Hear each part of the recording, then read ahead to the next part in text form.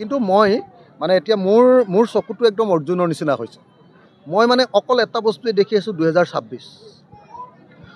মই 2026 শুওঁতেও এতিয়া 2026 দেখি আছোঁ, বহুতেও 2026 দেখি আছোঁ। আপোনালোকৰ লগত কথা পাতি থাকোঁতেও সৌডোখৰত 2026টো মই লৈ থকা দেখিছোঁ।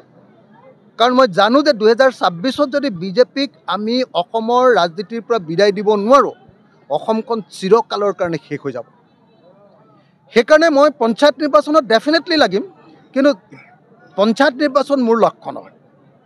আমাৰ ৰাইজৰ দলৰ লক্ষ্য হ'ল 2026 চনত বিজেপিক পৰাভূত কৰা, ঐক্যবদ্ধভাৱে সকলো বিৰোধী দলে 2026 চনত চৰকাৰ কৰা, আৰু 2026 চনত চৰকাৰ কৰি আমাৰ যিটো 5 দফীয়া আঁচনিৰ কথা কৈছোঁ নহয়, যে সকলো পথাৰত পানী দিম আৰু বছৰত 3বাৰ খেতি কৰাম, সকলো উৎপাদিত দ্ৰব্যৰ আচল মূল্য দিম, 3 নম্বৰ সকলো আপোনাৰ ব্যৱসায় অসমৰ স্থানীয় মানুহৰ হাতলৈ আনিম, অসমৰ সকলো গাঁৱে গাঁৱে আমি ইণ্ডাষ্ট্ৰি খুলিম আৰু অসমখনক পৰ্যটন ৰাজ্য গঢ়ি তুলিম।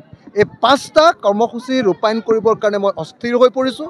মই উত্তেজিত হৈ আছোঁ যে অতি সোনকালে, এক্সাইটেড হৈ আছোঁ যে অতি সোনকালে বিজেপিক বিদায় দিম।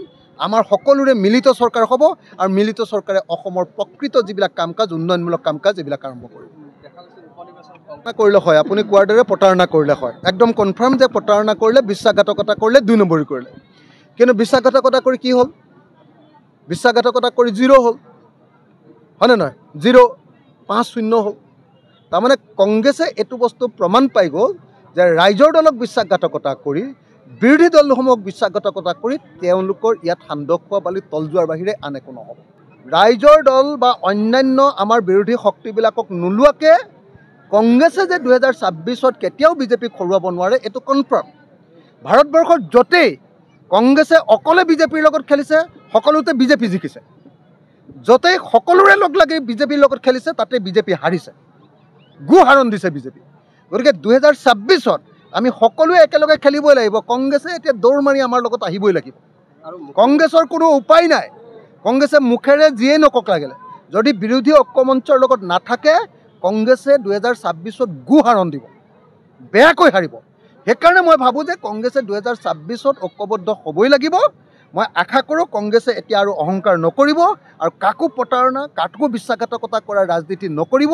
সকলো মিলি প্ৰথমতে বিজেপিক খেদি লওঁ, তাৰপিছত লাগিলে পিছত কংগ্ৰেছে অকলে যদি চৰকাৰ কৰিব পাৰে কৰিব, কিন্তু প্ৰথমতে আমি সকলোৱে মিলি কংগ্ৰেছ, ৰাইজৰ দল, AJP, CPM, CPI যিমান দল আছোঁ চবেই মিলি আমি আগতে বিজেপিক খেদাই লওঁ।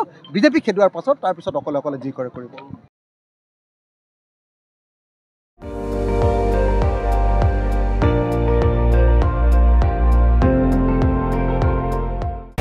আপুনি চাই আছে ND24, সৰ্বশ্ৰেষ্ঠ নহয়, সৰ্বোত্তমৰ দৌৰ।